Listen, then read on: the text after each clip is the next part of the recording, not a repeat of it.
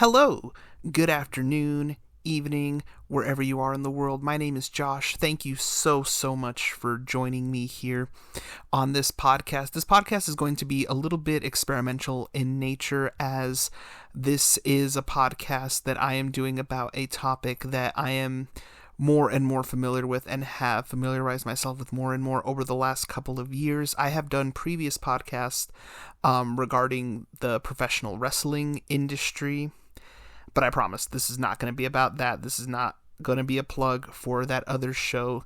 I'm going to be talking about something else that I am very passionate about, and that is currently the world of hip-hop, but also just the artistic brilliance of one Kendrick Lamar. Yes, you've probably heard his name in the headlines quite a bit over the last year or so.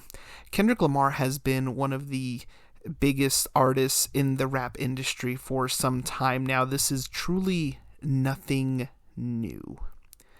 Right now, we are seeing a meteoric rise in his popularity, especially over the last year, I should say, as a result of his victory in a very heated rap battle with Drake. I'll get to that in a second. Basically, and we saw in many ways a change. People saw Drake as the face of hip-hop anytime he released anything, regardless of the questionable quality of his songs. Some could argue and say that he has years and released the same song for about 10 years straight now. I myself am included in that. The man's a superstar. I'll give him that.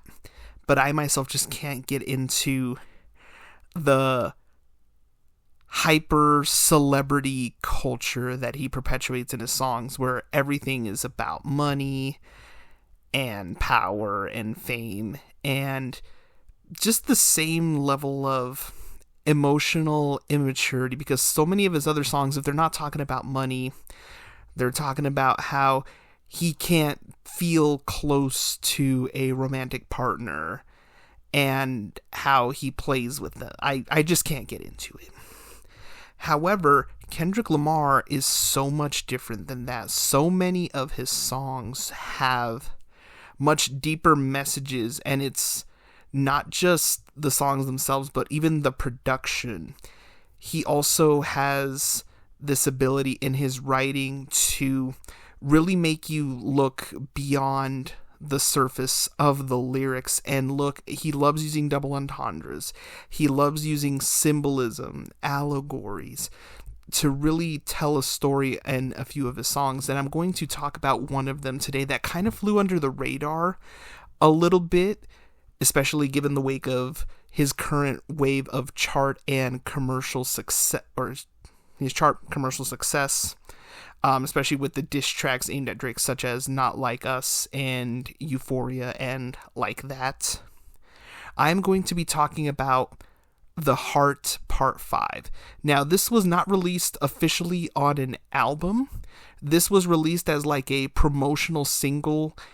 Kendrick has a series just called The Heart, and there are multiple parts to it. Typically, with the release of every new Kendrick album, we get a new The Heart song, in which he tries to describe his mindset, kind of give you a tease musically of where a new album is going to go.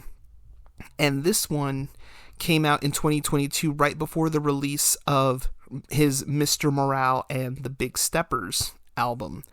Later on, this song did get a release internationally. It was included as like a bonus track on the international version of the album, so it did technically make an album.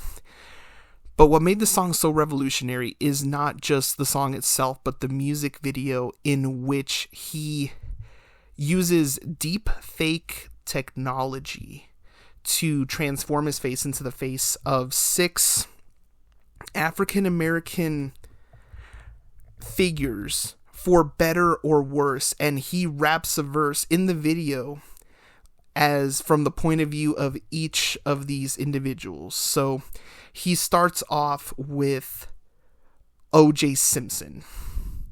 Yes, that O.J. Simpson. And he really goes into a verse talking about how he did some of the things that he was accused of doing for the culture, so people could see someone like him in, for example, bulletproof Range Rovers, and just the controversial legacy that he still carries to this day, before transforming into, especially nowadays, much more controversial than ever before, transforming into Ye, formerly known as Kanye West. And in his verse, he raps about how Kanye's mental illnesses have made it very easy for influential figures across the political spectrum to take advantage of him. We've seen this before when he was supporting the current president, and appearing on many right-wing media outlets and aligning himself apparently with those figures for a while. However, you could tell that they weren't there because they liked him. They just used him basically to be like, oh, Kanye's on our side. Look, join our side. And now Kanye has become even more controversial than ever, with him claiming to be very not good things. I don't even want to go into them for the sake of this podcast, because they are just disgusting and deplorable, and I condemn them, plain and simple. And I will leave it there, before then transforming into Jussie Smollett. If that name doesn't ring a bell, he had his 15 minutes of fame, but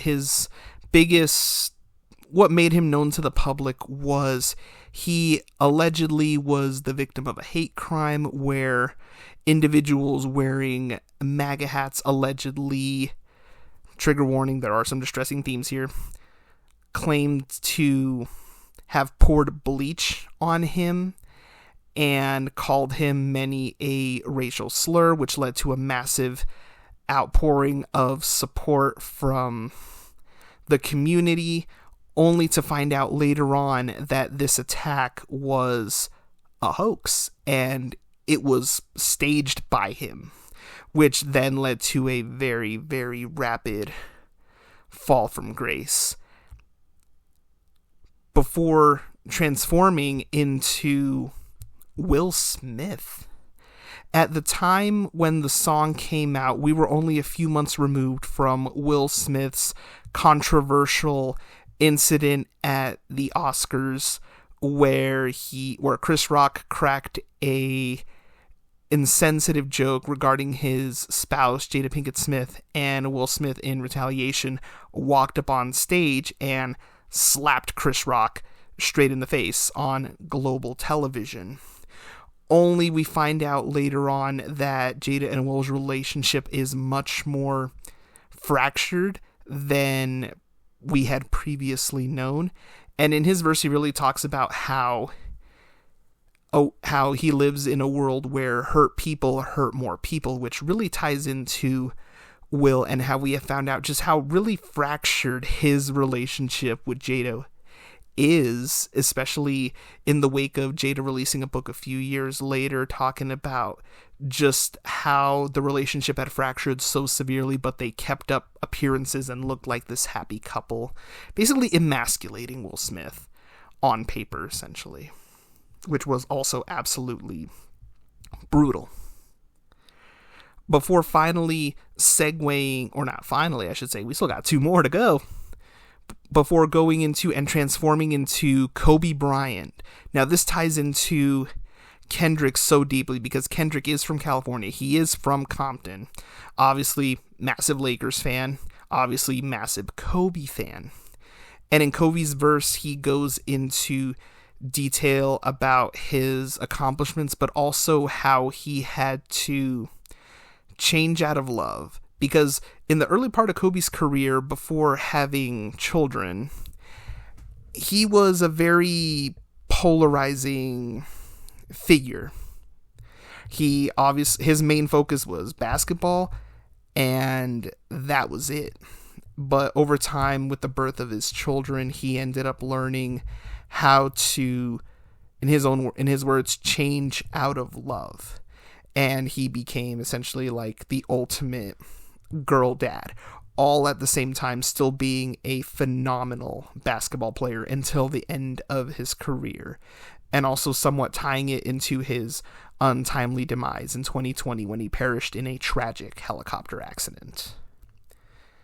The song finally concludes with Kobe performing a verse as his friend and comrade in hip-hop, the late, great Nipsey Hussle, and performing just a beautiful soliloquy as Nipsey. Now, Nipsey was a prominent figure in mostly the underground hip-hop world. He hadn't achieved a whole lot of mainstream success just yet, but he was also a huge figure in trying to improve his community and try to make life better for the people in his community before he was tragically gunned down inside of a store that he owned.